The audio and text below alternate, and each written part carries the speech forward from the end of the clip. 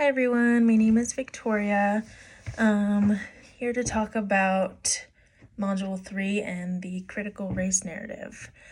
So the racial identity development theory described in Module 2 helped me to examine and understand my own racial identity development by allowing me to kind of think back to my early childhood, how certain events have affected the way that I view myself and my own race. What informed my own racial identity development was the fact that growing up, I was always surrounded by a big family.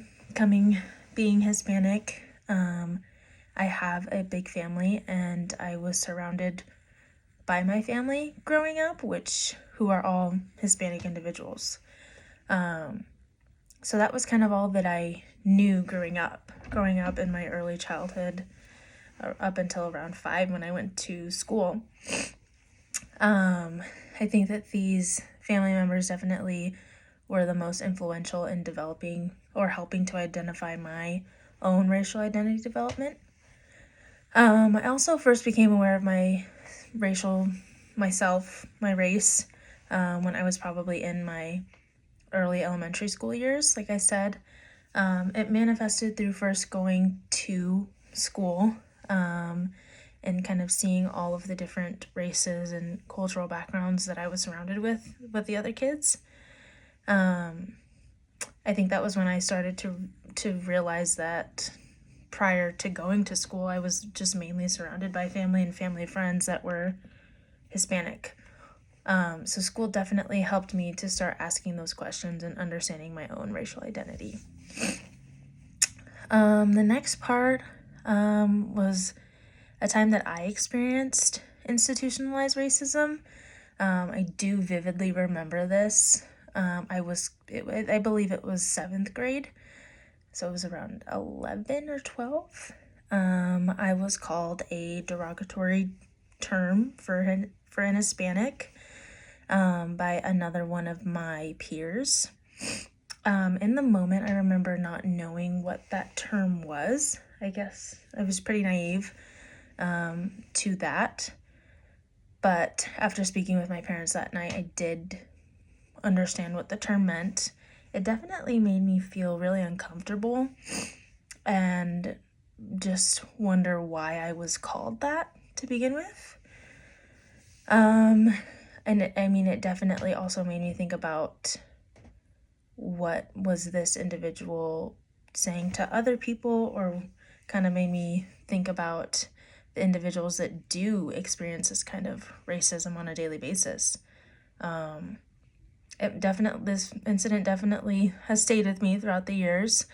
It made me curious about what racism was, how I can make sure that nobody feels as uncomfortable as I did in that moment.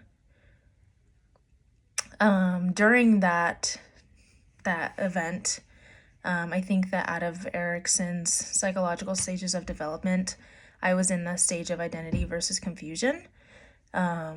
This is, 7th grade, a time in your life when you are figuring out who you are as a kid, figuring out the people that you want to surround yourself with, figuring out who you identify with, whether that be with race or anything else, just who I am as a person. I think that those are the most crucial times in our lives, when we are around 12 to 14 years old. And then definitely in that moment I was confused, because I'm like, why is my peer calling me this? Why would I want to surround myself with this person who's using these terms towards other people?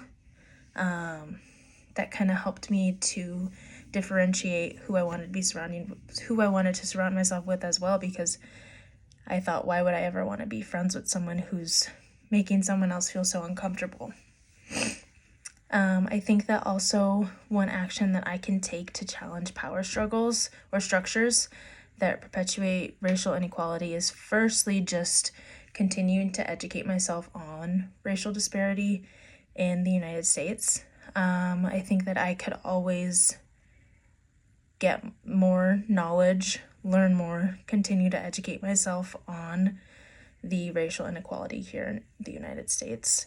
I think I can start off by educating the people around me, my loved ones, my family and friends, that continuing to educate them about what I'm learning about racism. I think that it starts on a lower level, being able to educate the people around you, and then building up to then challenge that, whether that be involving politics or, protesting against racial disparity here in the United States.